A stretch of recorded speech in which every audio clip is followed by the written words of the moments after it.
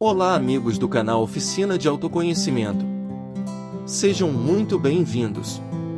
Ajude-nos com seu like em reconhecimento da utilidade do conteúdo que te oferecemos. Também acione o sininho para ser avisado de novos conteúdos. Sua inscrição em meu canal também é muito apreciada, e me motiva e me fortalece para criar mais conteúdos. Gratidão por ajudar. Seguimos com o livro Pai Rico, Pai Pobre do autor Robert Kiyosaki, no capítulo 1 intitulado Pai Rico e Pai Pobre. Ótima audição para você. Livro Pai Rico, Pai Pobre, autor Robert Kiyosaki. Tive dois pais, um rico e outro pobre. Um era muito instruído e inteligente, tinha o PhD e fizeram um curso universitário de graduação, com duração de 4 anos, em menos de 2. Foi então para a Universidade de Stanford, para a Universidade de Chicago e para a Northwestern University, sempre com bolsa de estudos. O outro pai nunca concluiu o 2º grau. Ambos foram homens bem-sucedidos em suas carreiras e trabalharam arduamente durante toda a vida. Ambos auferiam rendas consideráveis. Contudo, um sempre enfrentou dificuldades financeiras. O outro se tornou o homem mais rico do Havaí. Um morreu deixando milhões de dólares para sua família, para instituições de caridade e para sua igreja. O outro deixou contas a pagar. Ambos eram homens fortes, carismáticos e influentes. Ambos me ofereceram conselhos, mas não aconselharam as mesmas coisas. Ambos acreditavam firmemente na instrução, mas não sugeriram os mesmos estudos. Se eu tivesse tido um único pai, teria tido que aceitar ou rejeitar seus conselhos. Tendo dois, tive escolha entre pontos de vista contrastantes, a visão de um homem rico e a visão de um homem pobre. Em vez de aceitar ou rejeitar simplesmente um desses pontos de vista, me descobri pensando mais, comparando-os e escolhendo por mim mesmo. O problema é que o homem rico ainda não era rico e o homem pobre ainda não era pobre. Ambos estavam no início de suas carreiras e lutavam por dinheiro e família. Mas eles tinham ideias muito diferentes sobre o dinheiro. Por exemplo, um dos pais dizia: o amor ao dinheiro é a raiz de todo o mal. O outro: a falta de dinheiro é a raiz de todo o mal. Quando garoto, a influência de dois pais, ambos homens fortes, era uma situação complicada. Eu queria ser um bom filho e ouvia, mas os dois pais não falavam a mesma língua. O contraste entre suas ideias, especialmente no que se referia ao dinheiro, era tão extremo que eu ficava curioso e intrigado. Comecei a pensar profundamente sobre o que cada um deles dizia. Muito do meu tempo era gasto refletindo, fazendo-me perguntas como: por que ele fala isso, a respeito das afirmações dos pais? Teria sido muito mais simples falar: sim, ele está certo. Concordo com isso. Ou simplesmente rejeitar o ponto de vista dizendo: o velho não sabe do que está falando. Porém, tendo dois pais que eu amava, fui forçado a pensar e a escolher um dos caminhos por mim mesmo. Esse processo de escolher por mim mesmo se mostrou muito valioso no longo prazo, não se tratou simplesmente da aceitação ou da rejeição de um único ponto de vista. Uma das razões pelas quais os ricos ficam mais ricos, os pobres, mais pobres, e a classe média luta com as dívidas é que o assunto dinheiro não é ensinado nem em casa nem na escola. Muitos de nós aprendemos sobre o dinheiro com nossos pais. O que pode dizer um pai pobre a respeito do dinheiro para seu filho? Ele diz simplesmente: fique na escola e estude muito. O filho pode se formar com ótimas notas, mas com uma programação financeira e uma mentalidade de pessoa pobre. Isso foi aprendido pelo filho em sua tenra idade. O dinheiro não é ensinado nas escolas. As escolas se concentram nas habilidades acadêmicas e profissionais, mas não nas habilidades financeiras. Isso explica por que médicos, gerentes de banco e contadores inteligentes que tiveram ótimas notas quando estudantes terão problemas financeiros durante toda a sua vida. Nossa impressionante dívida nacional se deve em boa medida a Políticos e funcionários públicos muito instruídos que tomam decisões financeiras com pouco ou nenhum treinamento na área do dinheiro. Muitas vezes penso no novo milênio e imagino o que acontecerá quando houver milhões de pessoas precisando de assistência financeira e médica. Eles se tornarão dependentes do apoio financeiro de suas famílias ou do governo. O que acontecerá quando o Medicare e a Seguridade Social ficarem sem dinheiro? Como uma nação sobreviverá se ensinar sobre dinheiro continuar sendo tarefa dos pais, cuja maioria será ou já é pobre? Como tive dois pais a me influenciar, aprendi com ambos. Tive que refletir sobre os conselhos de cada um deles e ao fazê-lo percebi o poder e o impacto dos nossos pensamentos sobre nossa própria vida. Por exemplo, um pai costumava falar, não dá para comprar isso. O outro proibia o uso dessas palavras. Insistia em que eu falasse, o que posso fazer para comprar isso? Num caso temos uma afirmação, no outro uma pergunta. Um deixa você sem alternativa, o outro obriga você a refletir. Meu pai, que logo ficaria rico, explicava que ao falar automaticamente, não dá para comprar isso, seu cérebro para de trabalhar. Ao perguntar, o que posso fazer para comprar isso? Você põe seu cérebro trabalhando. Ele não estava dizendo que comprasse tudo o que desejasse. Ele incentivava fanaticamente que exercitasse minha mente, o computador mais poderoso do mundo. Meu cérebro fica mais forte a cada dia porque eu o exercito. Quanto mais forte fica, mais dinheiro ganho. Ele acreditava que repetir mecanicamente não dá para comprar isso era um sinal de preguiça mental. Embora ambos os pais trabalhassem com afinco, observei que um deles tinha o hábito de pôr seu cérebro a dormir quando o assunto era dinheiro e o outro tinha o costume de exercitar seu cérebro.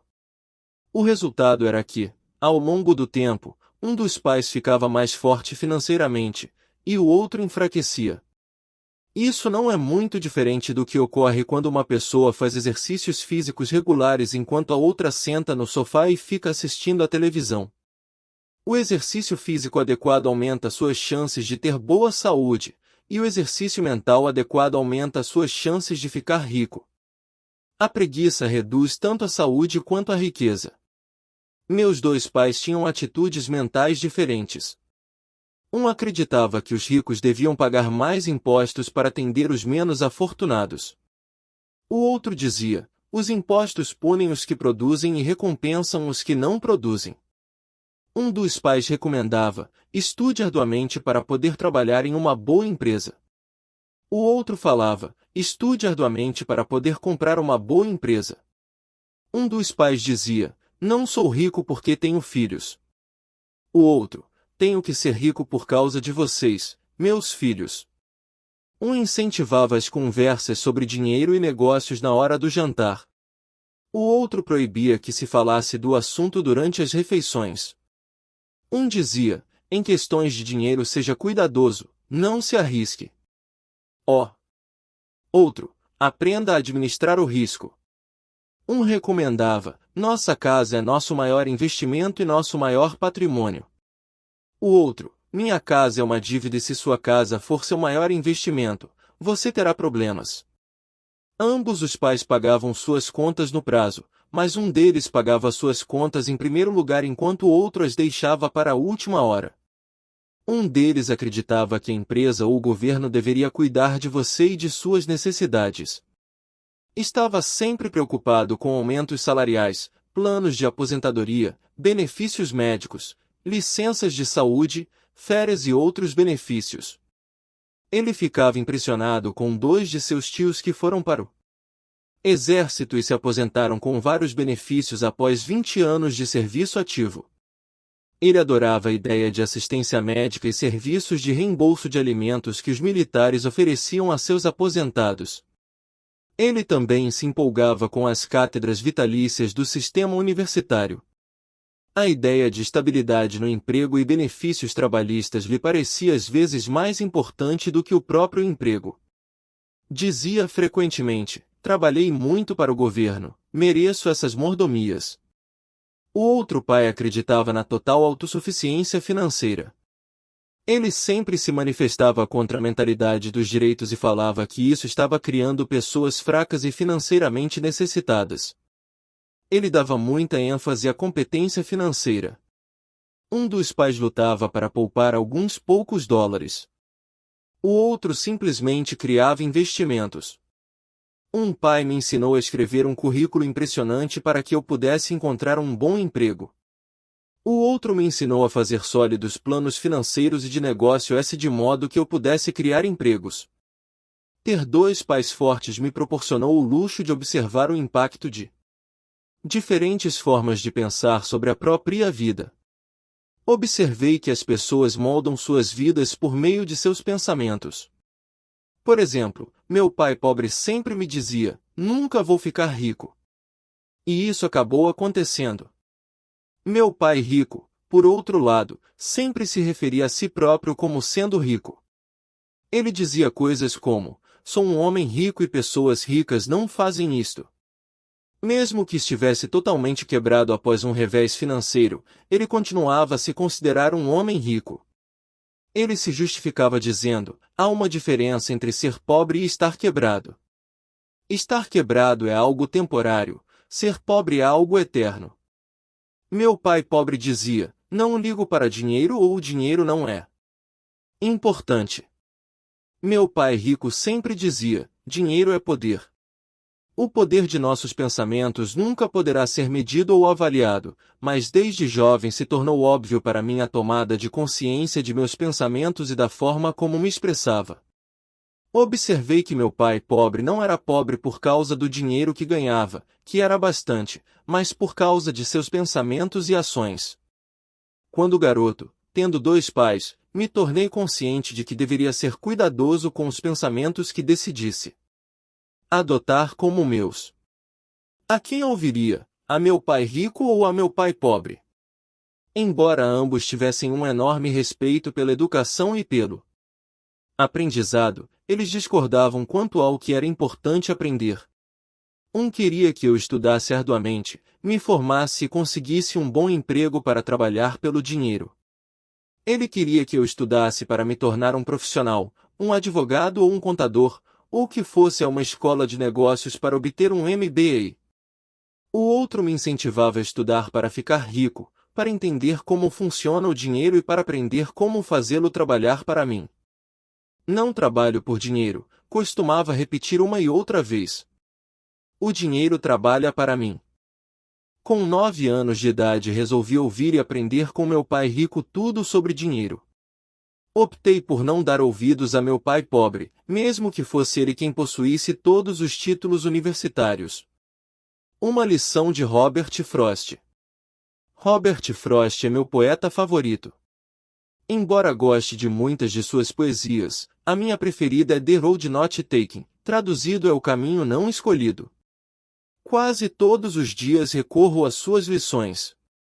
O caminho não escolhido.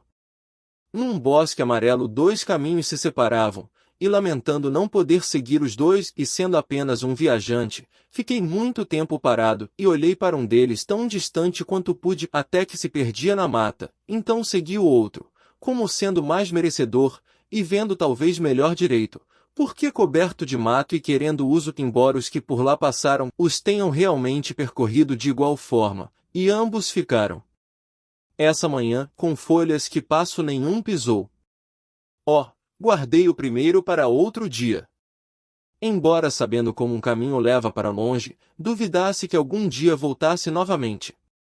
Direi isto suspirando em algum lugar, daqui a muito e muito tempo. 2 caminhos se separaram em um bosque e eu escolhi o menos percorrido e isso fez toda a diferença.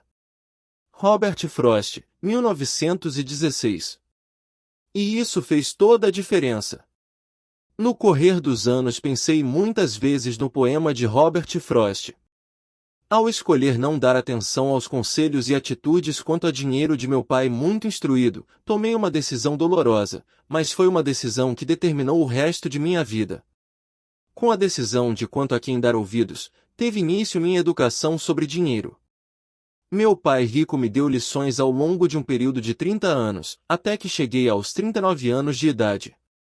Suas lições pararam quando ele percebeu que eu conhecia e entendia plenamente o que ele estava tentando martelar na minha cabeça, às vezes, bastante dura. O dinheiro é uma forma de poder. Mais poderosa ainda, entretanto, é a instrução financeira. O dinheiro vem e vai, mas se você tiver sido educado quanto ao funcionamento do dinheiro, você adquire poder sobre ele e pode começar a construir riqueza. O motivo pelo qual o simples pensamento positivo não funciona é porque a maioria das pessoas foi à escola e nunca aprendeu como o dinheiro funciona, e assim passam suas vidas trabalhando pelo dinheiro. Como comecei com apenas 9 anos, as lições que meu pai rico me ensinou foram simples. E quando tudo foi dito e tudo foi feito, encontramos apenas 6 lições, repetidas ao longo de 30 anos. Este livro trata dessas 6 lições, expostas da maneira mais simples possível, da forma como meu pai rico as passou para mim. Estas lições não pretendem ser respostas e sim marcos. Marcos que o ajudarão, a você e a seus filhos, a se tornar mais rico, não importa o que aconteça em um mundo de crescente mudança e incerteza. Lição L. Os ricos não trabalham pelo dinheiro. Lição 2. Para que alfabetização financeira? Lição 3. Cuide de seus negócios. Lição 4. A história dos impostos e o poder da sociedade anônima. Lição 5. Os ricos inventam dinheiro. Lição 6. Trabalhe para aprender, não trabalhe pelo dinheiro.